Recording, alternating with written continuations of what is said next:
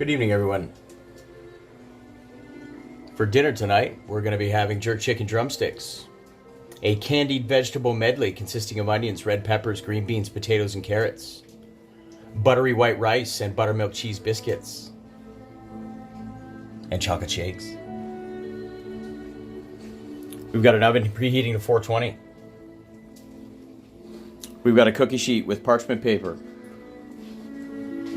2 little carrots, 2 big potatoes, 1 little onion, handful of green beans, and a beautiful red pepper.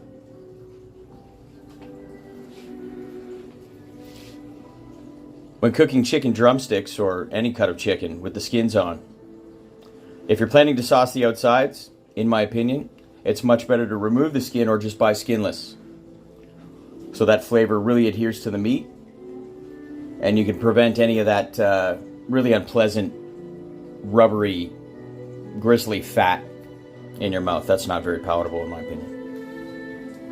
You're going to need some brown sugar. If you have a recipe for buttermilk biscuits, or if you choose not to have them as a side on this dish, up to you. We've got some Betty Crocker just add water. So what I'm going to do is I'm going to grate some old cheddar cheese, put it right in with the batter, and we'll have buttermilk cheese biscuits. We've just got the normal standard Cool Runnings jerk seasoning powder. We've got some cornstarch to thicken up that seasoning powder when we liquefy it, and I want a thick kind of a paste that'll adhere really well to the chicken drumsticks. The drumsticks are going to cook for 90 minutes, and that meat's just going to fall right off the bone. Stay tuned.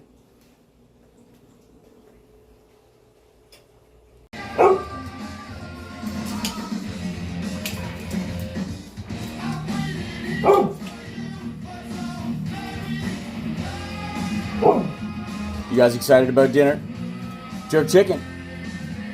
Oh yeah.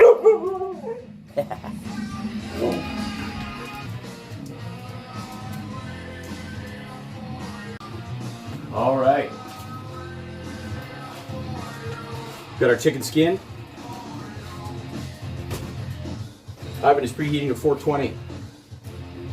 We took our Cool Runnings jerk seasoning, about a cup, mixed it with 2 cups of water. Now we want that to thicken up quite a bit, turn it into like a thick gravy so it adheres to the chicken meat a lot better. So we've got 100% cornstarch, comes in a white powder like this, 2 tablespoons, mounding tablespoons. Fill that up. Works a little bit better when you add water beforehand. Give it a nice little mix. If you dump it right into your liquid mixture that you're trying to thicken up, it has a tendency to clump, and you got little bits floating in it. It's kind of unpleasant. So just whip it till it looks like milk. That was about a cup. So now we're going to bring this to a boil. When we bring it to a boil, evaporation is going to occur. That's going to take all the water out of the mixture. And when you dilute the water, bit by bit, out of a liquid mixture, you're left with a much thicker consistency. So as soon as that's done and made into like a gravy paste, we'll be able to add that to the chicken and brush it right on top. And then the chicken goes in the oven, 420 degrees for 90 minutes. Now, our candied vegetable medley. So there's going to be 2 parts to this process. The first part is we've got 2 very hard vegetables. So if I was to throw those in a pan with the tender red pepper, the tender onion, and the coarse green bean, what would happen is these would be much too al dente for the palate, meaning they would be hard and crunchy and rather edibly undesirable, in my opinion. So I'm going to take another pot, water halfway up. I'm going to cube up the potatoes, and I'm going to dollar out the carrots, and I'm going to boil them for 15 minutes. And that'll help soften the tissue so that when I put them in with the fast cooking, softer vegetables, everything will cook and finish at the same time.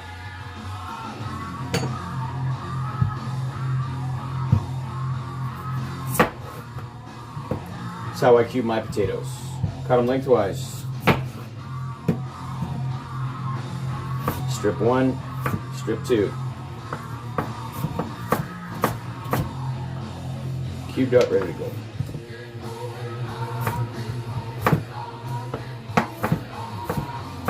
For even cooking of ingredients, knife work is pretty important. You want to get a similar size to your chunks so that they all cook evenly all the way through.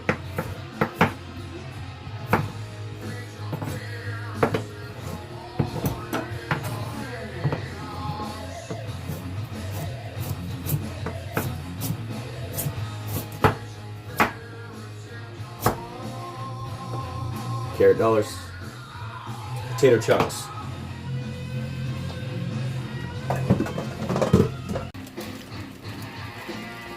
Now you see, this is already getting quite a bit thicker. It's been 2 minutes on boil. That water evaporates pretty quick. Got our potatoes and carrots in. Gonna bring those to a boil and then let them sit until I'm ready to candy all the vegetables together. So we're gonna lower the heat on this down to a simmer and let it do its thing.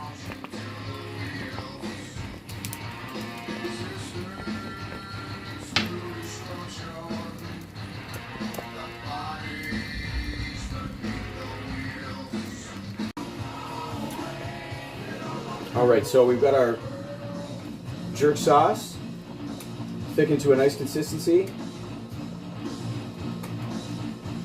And that's good enough to start applying to the drumsticks.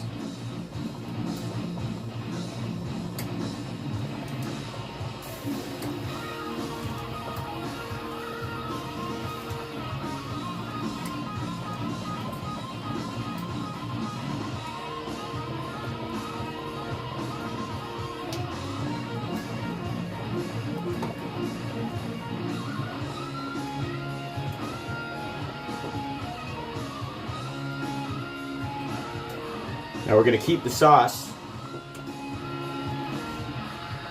to have as a side dish for dipping also.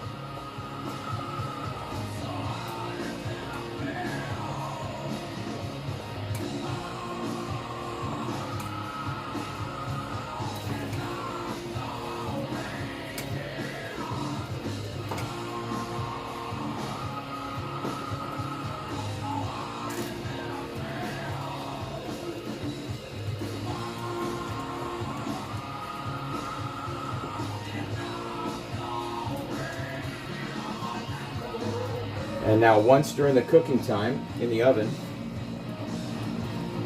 we're going to pop the oven door open and we're going to baste with this sauce one more time.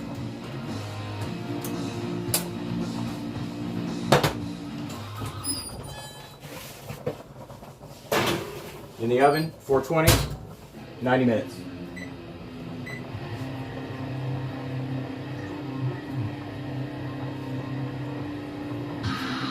All right, we've got 15 minutes left on the timer for the chicken. So we're going to raise the temperature to 450. We're going to make some of these easy peasy buttermilk biscuits. Just add water. So 1 package.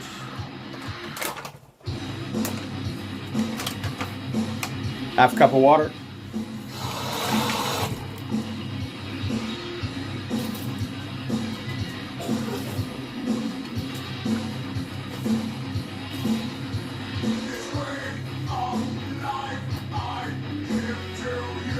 That little whisk.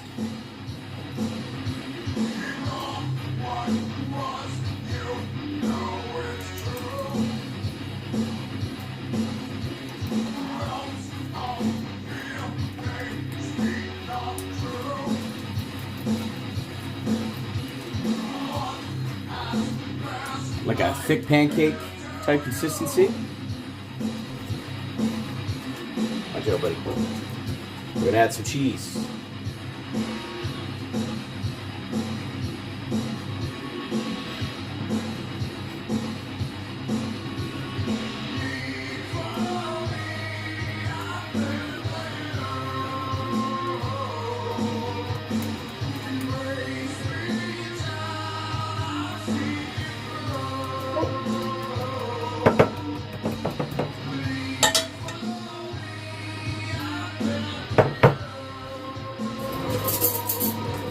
take a cookie sheet, some parchment paper,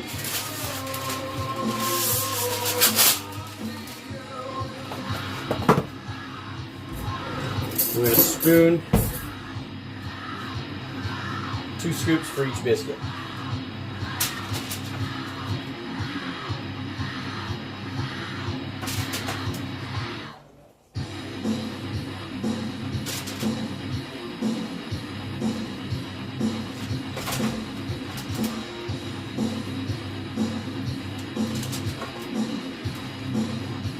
Or 1 large scoop.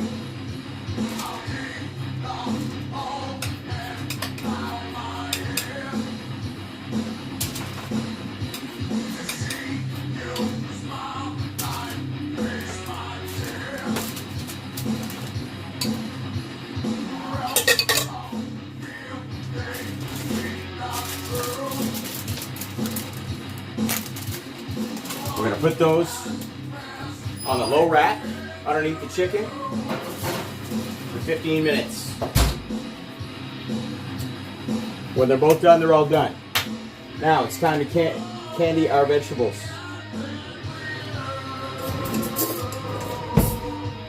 Take a big spoon of butter or margarine. Maybe 2.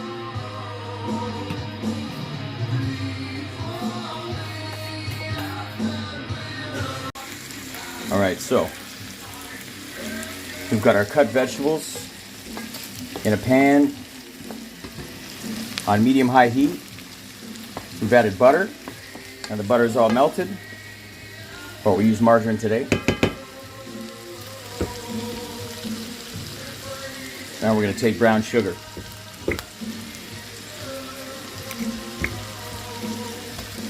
A whack of brown sugar. Get that mixed in with the butter.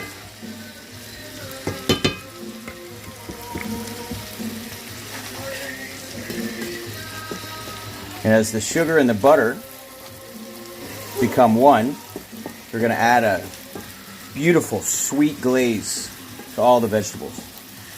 And because we preemptively boiled our carrots and our potatoes for 15 minutes before adding them to the mix, everything will come out perfectly cooked all the way through.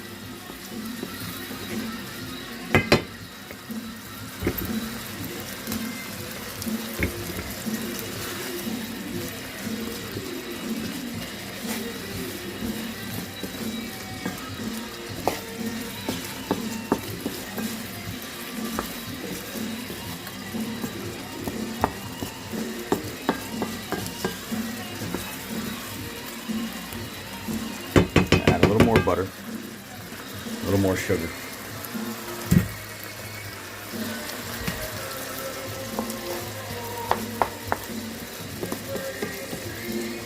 And you'll notice that it becomes like a thin syrup.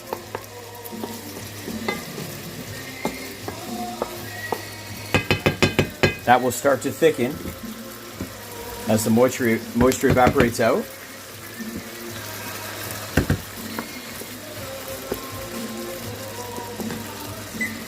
Okay, we've got 10 minutes on our timer for our chicken and our biscuits. All right, and we've got a small pot with 2 cups of water. We're going to bring that to a boil, and we're going to add minute rice, 2 cups of minute rice. And we're going to put a lid on that, let it sit for 5 minutes, and then we're going to add some margarine, mix it up, and let it sit for another 5. By that time, everything will be done, served hot, on time, all together.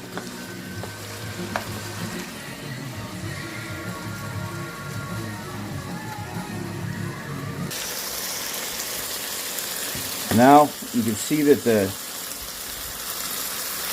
the butter sugar mixture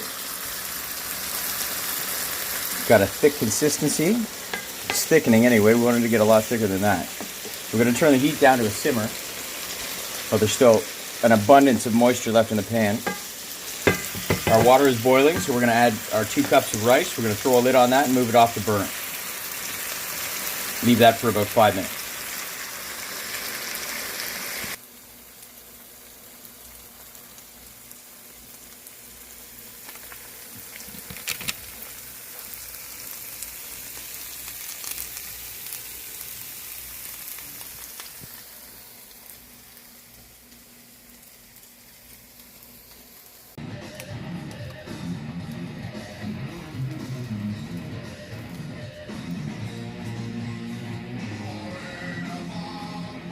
Always let your meat rest for about 10 minutes when you pull it out of the heat source, so it stays nice and juicy on the inside.